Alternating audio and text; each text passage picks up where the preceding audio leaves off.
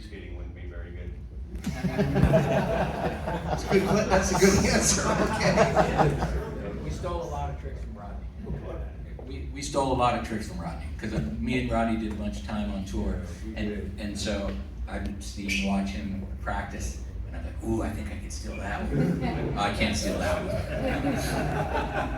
And so me and Thebo would always come back home with all these different new flip trick, flat ground variations because of Rodney. That's true. Rodney, did you ever feel like left out? Like, did you ever want to ride vertical? Did that ever, like?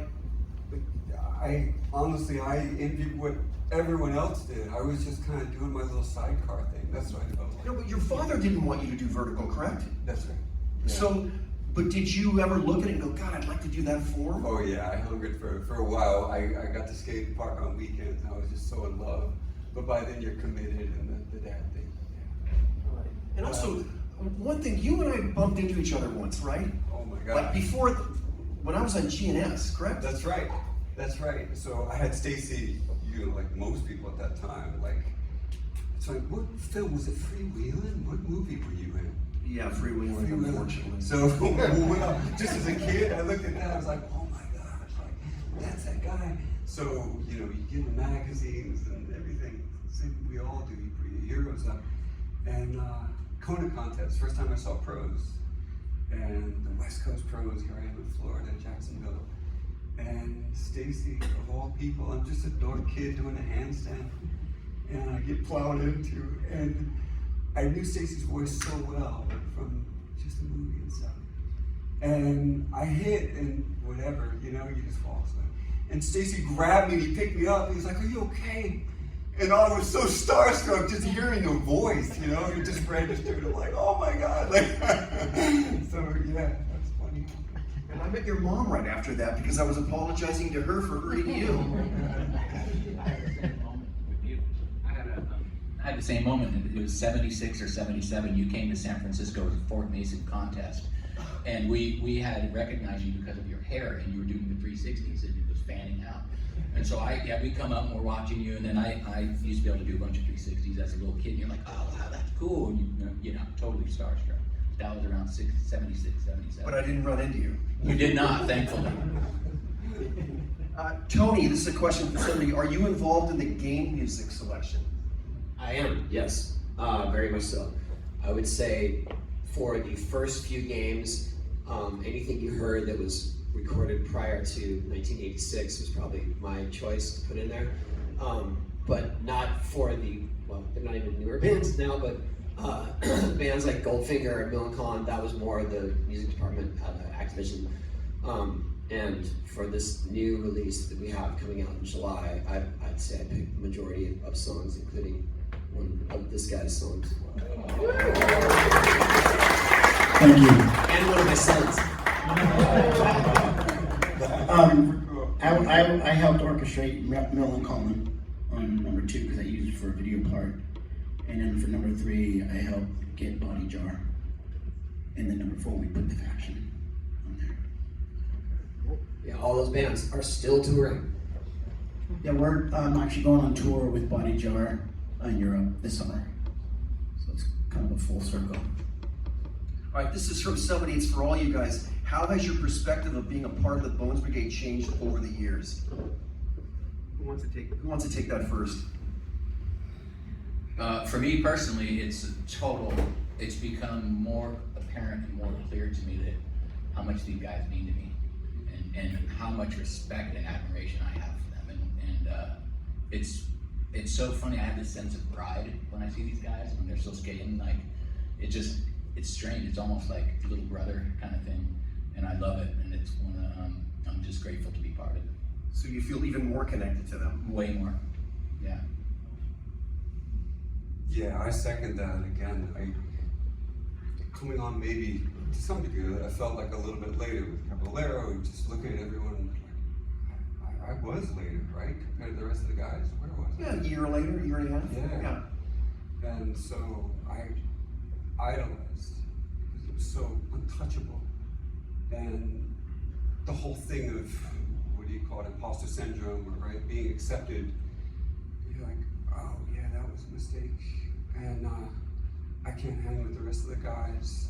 And then over time, you make your place and you grow those bonds. But just like what Tommy says, and I think it's a reflection of what skateboarding comes to mean to us all over time, is this is what makes us who we are. We were drawn to it for a particular reason, and that was a reinforcement function of further and further, like this is who we are, and the friendships, the bonds, all that we looked up to, everyone comes to embody that, and you see them successful in life and touching other people. That stuff imbues such a sense of, pride is a scary word, a sense of honor, you know, that's what I feel like. Yeah, what he said. No, it is. I mean, it's such an honor to be included in the same conversation as all these guys, and I do feel like Bones Brigade is a representation of also an era of skating when skating was underground, and we got bullied for it, but it meant so much to all of us and all of you, I assume, where you really learned life skills through the skateboarding, and also to not listen to the haters. I mean, you know, I got bullied in school too for skating. I was a pro skater, and I had to hide my skateboard before first period, because otherwise I'd get hassled or they would steal it. But it just, you know, it really, and here we are, 40 plus years later, and it's just still such a bonding factor that is so special in our life. And the idea that we're all still here and skating, and it's wild, it's insane. It's, you know, this has been going on for 40 years. And At least, Tony. I think when I met Stacy when I was 13, Alan Gelfin asked me if I wanted to go meet Stacy and come out to California and skate, to, you know, meet one of my idols and have Alan Gelfin bring me there, and then meet Steve Caballero when I was 13, and then Tony, and then, well, Rodney was right there, Lance and Tommy about the same, and then, you know, when I would tell people, yeah, I'm going to New York for this event, and, you know, my skateboard team, they don't know much about skateboarding. And I'm like, well, when did, you know, like, they can't believe that we have been, you know, interacting since we're 13, and we're 42 now.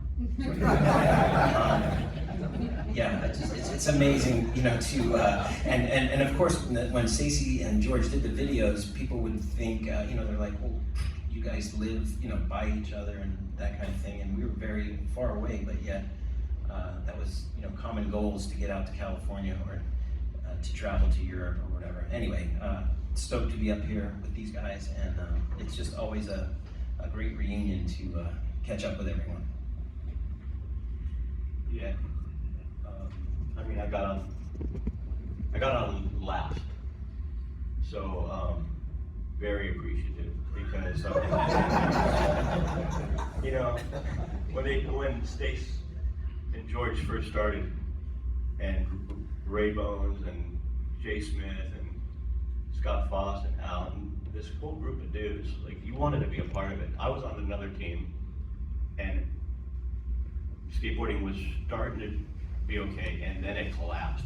And so to have that opportunity to get on after it all collapsed, and Stacy and George really were the only ones putting something together to make something last through a dead time with Fausto and the guys.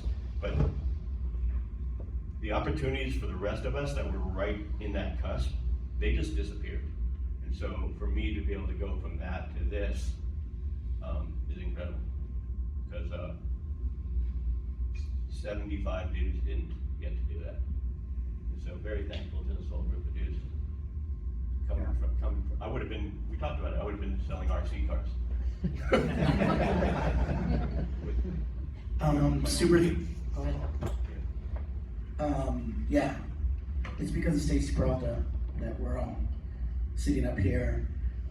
The opportunity that he saw in all of us when we were, you know, 14 years old, and you know, and actually putting this much time and effort and building this team, and he had this plan that we didn't know. I just went along with the ride, you know, and I trusted Stacy to follow his lead, and this is where it's got us. We're 40 years later, hanging out with everybody, and so it's a whole group collaborative as far as all the people behind the scenes and everything, and people have just worked so hard for this dream, and yeah, for us to be here, and it's because of you guys as well, being the fans and supporting us in our dreams is why we're here too. So we appreciate you for being here for us. So I just want to cap this off really quickly. These guys got to be a part of really the most amazing team that we may ever see in skateboarding as far as competition and innovation. I was a part of a team that was a remarkable team as well, the Zephyr team, Jay Adams and Tony Alva. It was the best thing that ever happened in my life. But that team broke apart immediately. And I know this is going to sound like hyperbole, but I honestly think that was a traumatizing experience in my life because it had been the best thing that had ever happened to me. And it collapsed so quickly, and it was such a huge disappointment that I wanted to know that it was possible to create a team of guys that stayed together. I wanted to believe that was possible. It happened.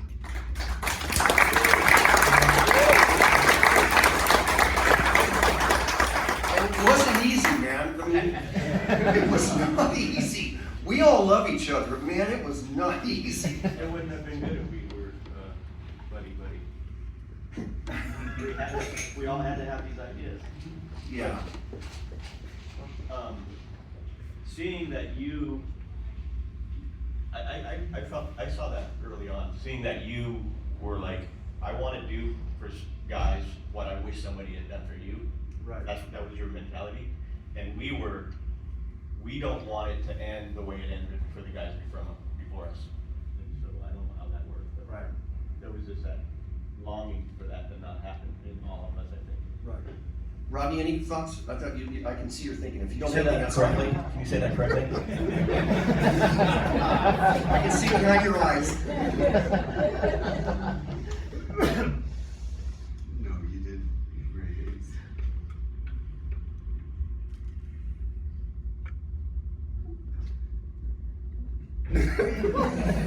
Before you say it, I want to say one thing. This guy, when I picked him up, he was so quiet and soft-spoken that he was like hanging around a church mouse.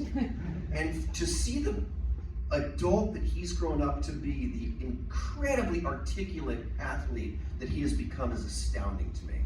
Because he was so quiet, but the one thing that he was always doing was paying attention, man. This guy paid attention. And now you can see it and hear it when he speaks. Yeah, I want to say that he had it the hardest because it didn't happen for him then. It didn't happen for freestyler then. You're right. His respect didn't come until the street skaters said, that's our foundation. That didn't happen until 20 years ago. And so he had to wait 20 years to feel the pat on the back.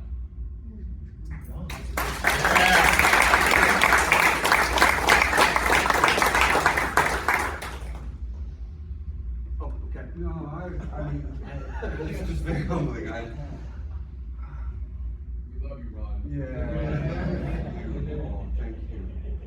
Look, if anything, just isolated in Florida, have a dream, seeing, weirdly, by now, Bones Brigade video and stuff, had issues with my dad. I was supposed to quit.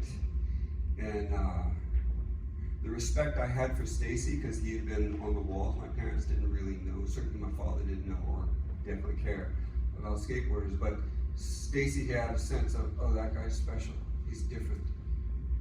And Stacy called my house, weirdly.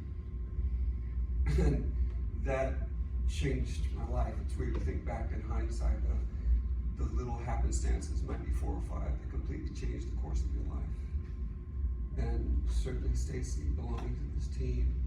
And then seeing the ripple effects of what we have tried to do, what Stacy inspired in us to do our own thing as we all did, and bring in our own guys and people that we love, and seeing how they touched.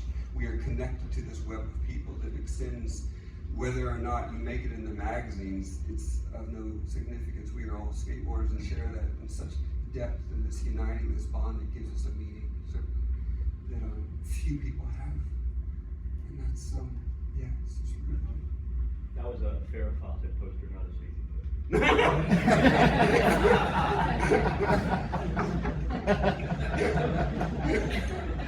right, here's an unusual question. What is the one question you've rarely been asked about the Bones Brigade that you always wanted to answer?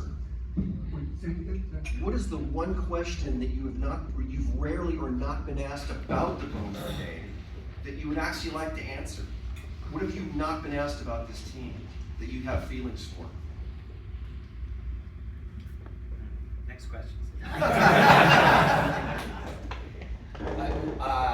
I recently saw some footage appear, emerge from some of our tours, and I forget how grueling those tours were. We skated every single day, trying every single thing we could on that mini ramp or on the street obstacles that we would carry in the van and assemble ourselves.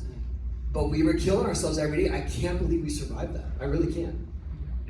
Don't forget to thank George for the loan of the station wagons. We put the ramp. Wait, can I just add one thing, Tony, since you brought this up? Yeah. You always wanted to please crowds. You were absolutely intent on doing your absolute Speaking of past tense, No, there was a street demo that you did, and people were asking you to do the 540, and you did a 540 on a quarter, a little quarter bike. Yeah. You went across the That pavement, was my brand. and you pulled it off. Yeah, but I just mean, but all of us, we were giving it our all every single day, and there were no days off, and it's just, I mean, I don't think that I could ask that of a team now, and we didn't think of it as work though, because we got to meet people like you along the way. It was amazing. It was a dream come true. It really was. We were living the dream, and it was dirty, and it was tiresome, and it was amazing. So I guess that's the question. Was it hard? It was hard, and it was worth it. Yeah, same tour, George's station wagon with the jump route on top, going across the country, hitting places, and I remember doing a demo somewhere in the snow. It started to snow. Remember, Lance? It started to snow, and we're like, we're gonna still skate, and you know, just like there's tracks going off the launch ramp. And I remember going to dinner right after the demo, and the guy's like, man, I wish the demo was better. And I was like, oh my God, like we tried our best even though it was snowing. We didn't have our snowboards, but we had our skateboards. But, he was mad, right? Oh, yeah, that's right, he didn't want to pay us. The demo wasn't good enough for him, but we're not gonna name the shop. And all the kids went inside the shop and stole stuff. But that's, you know, that's how dedicated we were. We were out to do a job, and you know, and we just did it for you guys and for the fans, and we just appreciated. It was like being on tour, like a band being on tour and just going out. And you know, a lot of people, they don't see the work that is put in; they just see the results. But if you could follow each of our lives and all the work that we put in, it's a lot of work. So that goes to show, it's like, for me, I don't believe in natural talent. You know, I believe that you earn it and you develop it by how much time and work you put into it. So that word just really dwindles down all the hard work that we put into it. So. Tommy, any thoughts? Questions you haven't been answered that you want to answer? What am I doing here? No, not necessarily. I'm again just kind of grateful to be here. I have a question for Ronnie, real quick. It's about this, but you gave an answer about something in the Bones Brigade video that we weren't able to use, and it's about demos. And how at a demo there'd be 1 million people, Ronnie, and then a moment later you're at a 7-Eleven. And no, can you just briefly, remember you told me that? That was one of the funniest things I've ever heard you say. If you could just kind of, if you could talk about the cognitive dissonance that you guys experienced. If it's a 7-Eleven, then no one gives a rat's ass. Yeah, it actually connects with a few strands that for all tour life, so much is focused on us or what we do and this little trick list. from our perspective, my perspective, is, yeah, you do your thing, and that's cool. But it's going to these pockets all over the place where you're meeting people who are so like-minded, they like the same music, they like the same everything, connecting afterwards, and just all those connections are so rich. So what Stacy in particular is referring to is going to crowds, especially for us. Like, I remember, like, Lance talks about skating was kind of big and then just died off a cliff. And then the same thing, it accelerated out of nowhere. One summer goes, like, you go on tour one summer and suddenly it's this wave of people all yelling your name at once. And when people do that, it's so weird. The nature of a name, when people say your name, it connects viscerally. It's not here, it's down. So when 100 people are doing it, oh my God, it's so disorienting. And you try to be all at once. Then you meet and you connect, and it's weirdly exhausting, exhilarating, it's insane. This whole people leaning in to like want to meet you, and you're just like, I just skate. You know, I just do what you do, but okay. And then you go with it. Like, that is just this crazy gift where you go around the world and people like this, they want to meet you and connect with you in this way. You share so much. What a crazy gift. People go their whole lives, they don't get that. So you go and you experience this altered reality.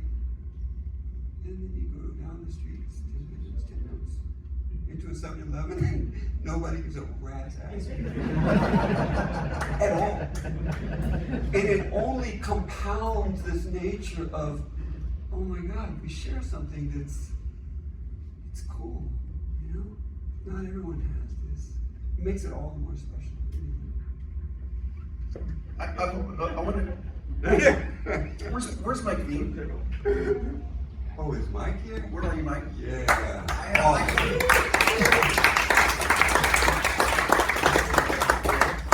have a question for you. You were once a Bones Brigade member.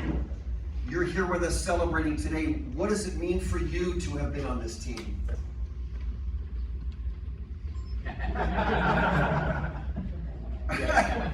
If you can condense it. This is my life, man.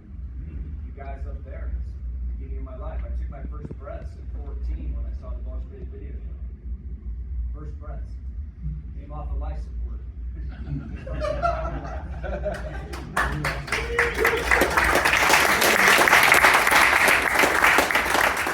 I'm glad you're here with us. Okay, guys, what's your favorite Bones Brigade video or favorite Bones Brigade part in a video?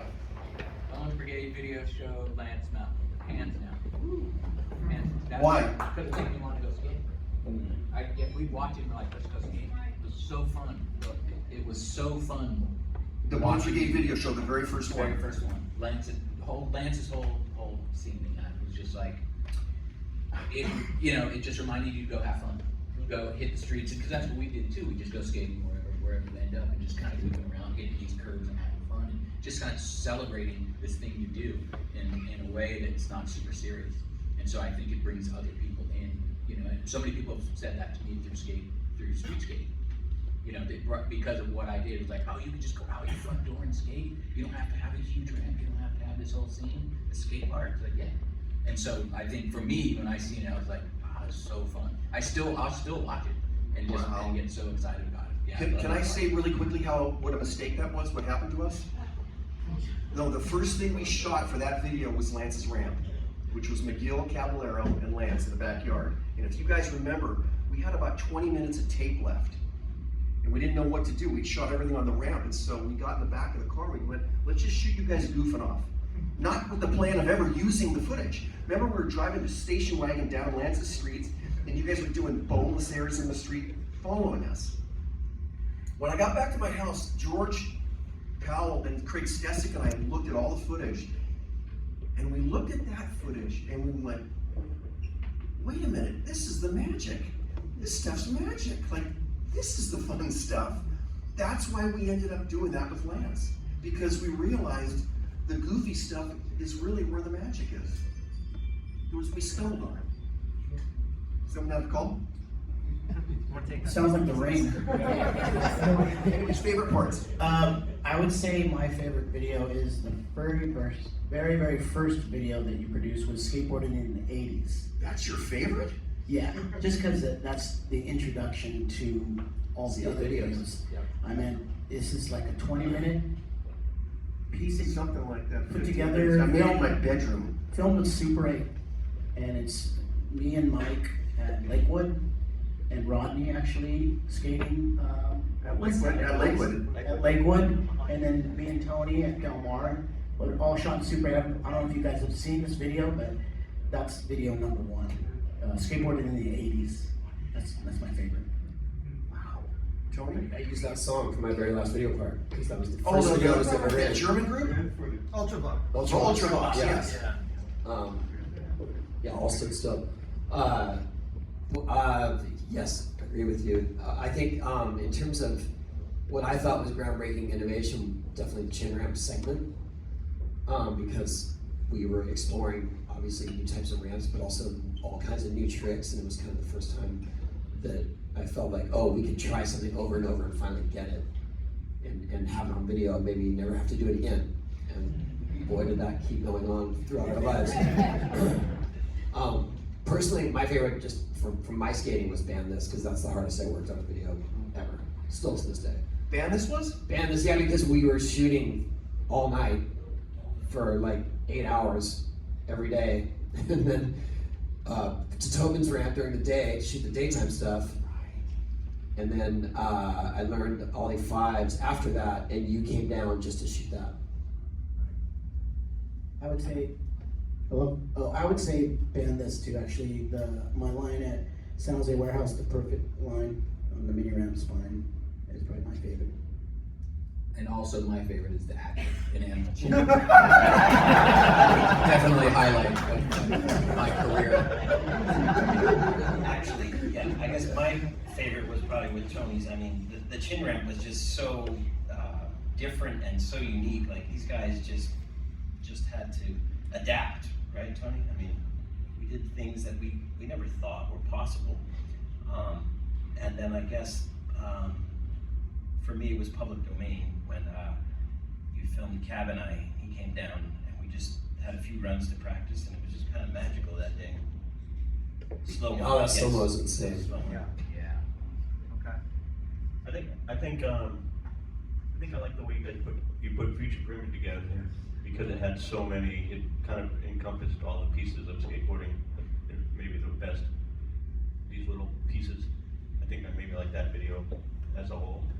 And then I think most of the time I think outside of myself, kind of in a sense. So I think I like Ray Barbie's part that you filmed, and it made me Which go. one, Ban This? I think it's public domain. Black In and public white. domain, he's in the black and white with the other guys. Yeah, but just the way Ray skated, I was Oh. just like, okay, we're clumsy.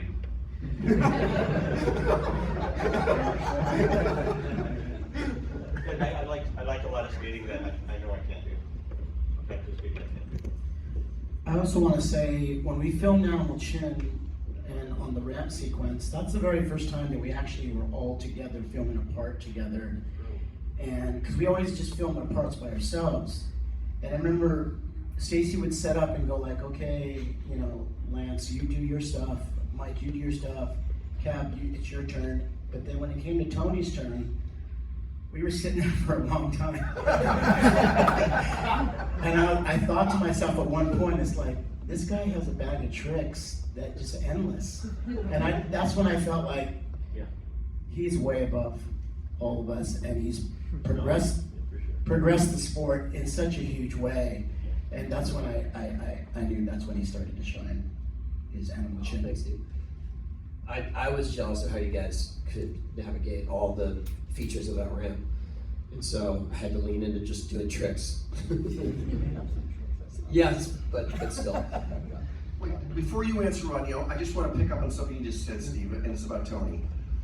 What a lot of you might not know is Tony struggled quite a bit initially in competition. Didn't do that well. And then there was a radical turning point. And do you remember the day I took you to lunch? Yes. So I saw Tony skate this one day at Delaware. This isn't the Chuck E. This is not the Chuck E. Cheese thing. Anyways, I live in the rear little Mars though, McDonald's, Chuck E. Cheese, you know.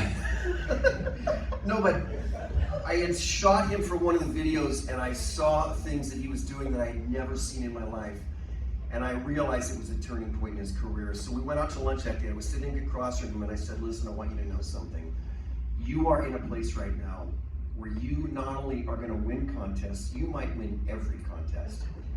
And he sat there and just looked at me. He never answered me. So to this day, I don't know what you were thinking. You never said a word to me. And I walked away going, I felt like an idiot.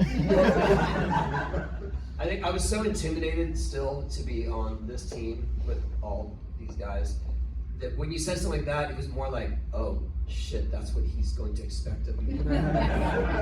So for sure, internally, I was like, what am I gonna do? I can't win everything. I can't live up to what he thinks I am. So it was probably just more scary to me. But you did. Oh, thank you. I'm still scared. Rodney, favorite part or favorite video? Yeah, I never really had the mind or sense of a style of a video. I was just thinking tricks and what inspired me, and I have to say Tony every time, but particularly Madness. Something that connects us with the team too is I would fly back to Florida, and almost everyone's West Coast, and that was like a magic place, you know? It was back to the farm in the garage and feeding the cows, and Tony would call. I just remember one time particularly timing everything, like I learned, and how much that would carry me, like, oh my God, like that would like just breathe something. And so when I would just watch that video, I just remember Madness just watching, and there's that little sense of, it's not to say starstruck, but it's like, oh my God, I talked to him like that. But then you see it all on display, and yeah, it just did something because you're that close to it. Like that's just Tony, and then seeing what you do, that stretch from like touchable, a friend, to untouchable, that just fueled me, you know? So, yeah, That was so fun whenever you come to California and we get to just riff on tricks we're learning. But one thing about him too, you know, freestyle contests, no one wanted to freestyle, no one wanted to watch the freestyle events, but we still had to have them. Some of us had to skate them for overall points.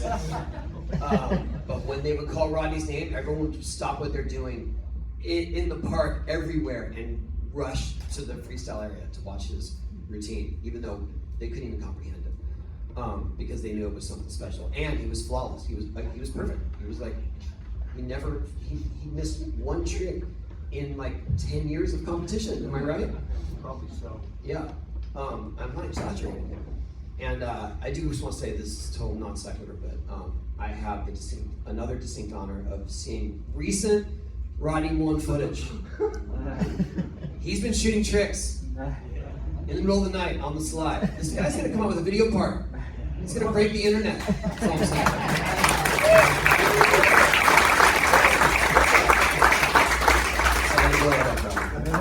It's too exciting to contain. I just want to add a footnote to this, and it's with Rodney, because freestyle was so unpopular at the time, and we were trying to get more kids into it. Rodney, did you ever realize that I always filmed you in really slummy-looking areas? If you think back, they're all slummy areas. Aside from that one cement top, all of them were slummy with graffiti and bums and painted one cars. time too, one guy offered like, will you pay us protection money or whatever. That's true. That tripped me out. I was doing that because I was trying to give an edge to freestyle. I was trying to put you in a situation where kids could go, well, I might not like what he's doing, but I like the environment, I'll get into it. That was the reason I did that. I was trying to, I didn't want it to look too clean and too athletic. I wanted it to look street and funky and gritty. And I always thought, man, what's Rodney's father thinking of this? So, okay, next question. Early on, who inspired you guys? Who was the inspiration that you guys? I know for you, Steve, one was Eddie Alguera. Mine was him. I saw Really? him in the magazine, yeah. And he was short like me, and I was like, that guy can fly. And he's wearing elbow pads on his knees, and so was I. So we couldn't find knee pads that fit us, right? It's because the first Rector pads had caps on the elbows, and they didn't have them for the knees yet. So. But I identify with that, and he inspired me to learn how to do airs, because I was just like, this is amazing. There's someone my size that can do that stuff. Tom, Mike. For me, I mean, growing up on the East Coast in Florida, there's a guy that's actually here today, a couple of them. One of the first Florida pros, I looked up to him. He used to pick me up. I couldn't drive. He would pick me up 18 miles away to go and skate with him. Mr. George McClellan, thanks for coming out. Wow.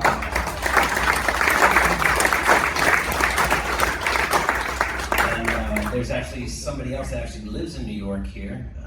Used to skate his ramp in St. Petersburg, and I know he's here because somebody said he came in. Mr. John Grigley. There we go.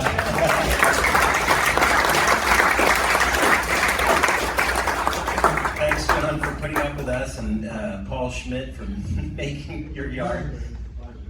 Great times, right? Great times, absolutely. And of course, one of the most inspirational, without him, I wouldn't be on the stage today, and he's here today, Alan Gelfin, which I told you earlier.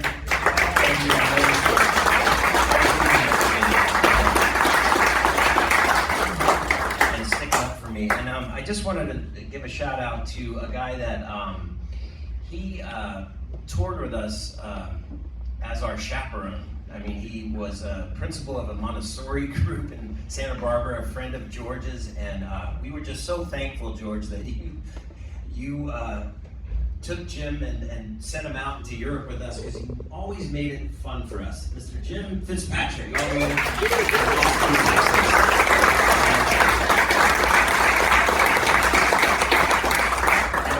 There's a lot of times when we were having fun in Europe or whatever, but there's times that we just didn't want to skate. We're like, we're done. We want to just relax. We don't want to skate today. And Jim would just make it so fun. And thank you, Jim, for always being there for us. Thank you, Mike. Sitting here going through all of this, and Rodney mentioning the web, and going with my Makaha in 1964, going to Europe and going on tour. You saved my life when we were in Jacksonville, because I had never, there I was, a school teacher, and I hadn't skateboarded in 20 years, and we ended up at a Hooters for dinner. And I had good chicken wings. That's right. And I had never, I was just this school teacher, and I had 3 children, and I was just this guy. And I went into Hooters, and my life changed. And I can remember we had a rental car. I don't even know if the ramp had shown up, but so I'm sitting in the driver's seat, and you come out and you go, Jim, what are you doing? And I'm gonna drive us back to the hotel. And you said, no, that's okay, Jim. You can sit in the back. So I just, I need to appreciate and thank you again that you got me out of the driver's seat, because I don't know where we would have ended up. You're welcome, Jim. Okay, we gotta finish up. I just want to finish up with a funny story that happened with you guys in Europe. You guys smoked something and you got McGill to do it, and what it was going to do to his 540. Well, wait a second there. Because we were on the train, we went from Switzerland to Biarritz, and we met on the train, because we were, younger. I was 40-ish, I don't know. And this attractive young woman was on the train with us. And it turns out she was the Swiss female snowboarding champion. So I don't know, I was paying attention. She was very attractive. I've always been attracted to attractive women. So we end up in the same hotel. And she comes by our room, and we're all in the same room. I think we had separate rooms, but there was so all of a sudden she reaches in her bag, and it's kind of this very dark, resiny substance. It's kind of thick, and I knew what it was. I'm gonna finish this up It real looked quick. like Mike, but it wasn't Mike. Anyways, they got. He didn't inhale. He didn't inhale, but they told him he was gonna lose his McTwist, and he did for a few days. 3 days. We got stoned. Mike had never been stoned before, and it was hilarious. Right? So I don't notice anything. I don't feel anything. Let Tommy finish. we just start talking, and he's super stoned, and he's not into it. And so Stevie comes up. Stevie starts pushing the agenda in this idea. So here.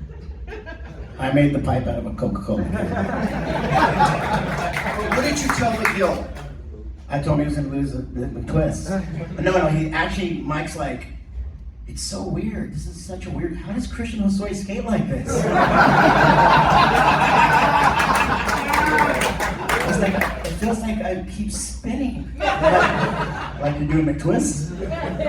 But anyways, one of my recollections is seeing this guy fall asleep with his eyes open, snoring. And I was like, how do you sleep with your eyes open? That's so weird. And then Jim, I don't even know what he was saying, but you get a smart person stoned and they just go off.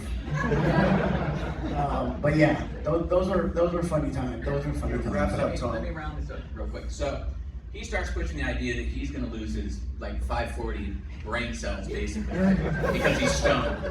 So so the next day we go to this demo. He has like a weed hangover, and you know it's the shittiest ramps ever that they're trying to get this guy to skate. And so I think it was an indoor ramp, maybe 8 feet wide, like 7 foot high, terrible. Couldn't make 540. Everyone's 540, McTwist. Couldn't pull it. Next day, same thing, shitty ramp, couldn't pull it. And he was like, holy shit, he started to get real concerned. So Stevie starts pushing the idea of like, dude, you lost your 540. That's it. And he started getting worried. I know there was a phone call to his girlfriend, don't smoke weed. Seriously. And then the next demo, he had a decent ramp and he pulled it. And he's never smoked pot since then. Okay. That we know of. Thank you guys. We're gonna now. What are we on to next, Paul? Lunch. Lunch. Okay. We're gonna bring in lunch now. Okay, so everybody, Discuss lunch. Yeah, lunch is through here, buffet. There's open bar on wine and beer. Don't get too hammered. And that's it. We try and get back to like 1 o'clock-ish with your food, and we're gonna do one of the Bones Brigade is gonna be each of the VIP 8 tables. Yeah. And every 15 minutes they're gonna rotate. So you guys get time with all of them. Take your selfies, do some autographs, whatever you guys want to do. Speed dating, I'm taking this, obviously.